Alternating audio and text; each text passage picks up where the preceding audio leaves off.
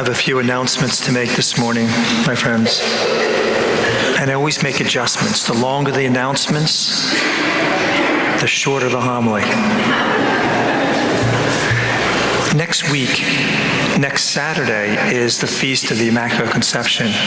And it is a holy day, my friends. I have no control over that.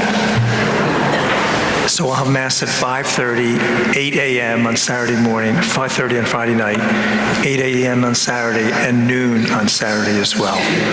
But it is a holy day, my friend. Also, last week I was after the 6 o'clock Mass, and now there's some more tickets there. There probably isn't anymore, but all the tags were taken off the Jesse tree. And I thought to myself, how impressive is that? And I don't know what you give, but all I see is the wrap gifts. But people call for the Jesse tree in August. In August, they're calling about that. But I just wanted to thank you for that, because you're really helping a lot of families in need during this Christmas time. With that, I was talking about, tithing and your sacrificial giving a few weeks ago. And I wanted to thank you for that as well. I know today is tough, and there's sacrifices that all of you make in giving to the church. I pray that God will bless you and the sacrifices for your wonderful and beautiful hearts. So thank you again for all that you give. In the bulletin is two different prayers. One's a litany of trust, and the other one underneath it is we didn't have a lot of room, but it was a prayer.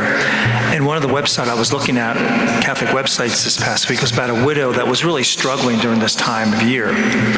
And so she prayed that prayer, and I thought, this is a tough time for some people. So if you're really struggling with this cold Christmas season, that prayer helped this woman get through that, and it may help you as well. There's also that beautiful litany of trust. If you pray those words, and it's a really beautiful thing. If you want to cut it out and use it in your daily prayer, it's a great thing. But the litany of trust is the one above that. And finally, on Friday we had a deanery meeting. Our diocese is made up of these are church words, deaneries, so it's a group of churches. And us priests that are in what they call the Dolphin Deanery, which is all the churches in the Harrisburg area, we get together about every other month, and we just discuss about different things that are going on in our churches and the church itself. And they were talking about the whole sexual abuse issue, and a couple of the churches, and more than half, are praying these prayers right at the beginning of Mass and then at the end of Mass. So I think we're going to do that next week. So right after the lector gives the announcement, we'll do the first prayer, and then at the end of Mass, I'll conclude right after my blessing. We'll do the prayer to St. Michael. I'll pray it up here, and then we'll do the final hymn. Okay? We'll start that next week, and then every week thereafter. There was a priest that was driving shortly before Advent, and he was looking at this car in front of him, and he said, he was counting the number of different colors of paint and rust that was on this car, and he said he counted at least 12. The predominant color was rust. One of the windows was covered with a plastic bag, and the bumper, which originally got his attention, was put up with some sort of wires, and because every time he hit a bump, it would smack the ground and sparks would fly. But he's looking at his car, and then he sees it on the bumper sticker. It says, "This is not an abandoned car." And he was thinking about Advent when he was driving, and he said, that's what really Christmas is all about too, isn't it? It's not an abandoned world. And sometimes we think it is, don't we? Like, where's God sometimes? And we get in contact with our God through prayer, and often we say to ourselves, is this prayer even worth it? Is it doing anything? Is it efficacious? Do we doubt it? There was a Major Michael Holt who was in his first operation at Desert Storm. He was leading 130 Marines into this operation. And it was his first challenge as a military officer, and he was a little nervous about it, as well were the men, because it was quite dangerous what they were supposed to do. And he prayed the night before it was supposed to take place. He said, "Dear God, help me lead my troops wisely. Watch over us and keep each one of us safe." And then he went to all the soldiers to make sure they were ready for their mission. Very early next morning, when they were ready to begin, it was pouring down rain, downpour.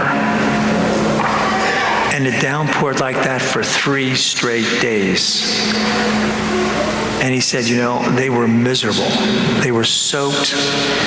They weren't really sleeping because of all the rain. And they couldn't go through their mission because of the conditions. And he was praying after the 3rd day. He said, "Dear Lord, you need to stop this rain. But please continue to protect us when we start our mission." So they got up the next day and they were ready to start their mission, and the sun was coming up, so it stopped raining. And earlier in the morning, when the sun was just coming up, there was all these glistenings, like sparkles and reflections on the sand that they were supposed to go above.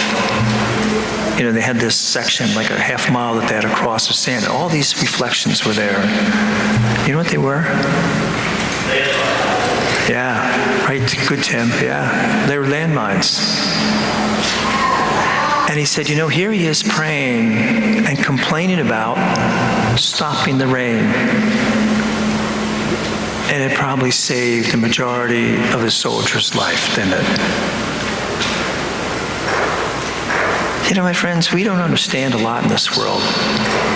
We get caught in our own worlds, and we have no clue or no perspective a lot of times. And my friends, we need to just pray. Pray for a stronger faith, because that's what is needed mostly in today's world, isn't it? A stronger and courageous faith. So this Advent, as we begin this beautiful season before our Christmas, may all of us pray that prayer, "Come, Lord Jesus, into our hearts," to strengthen and increase our faith. God bless you.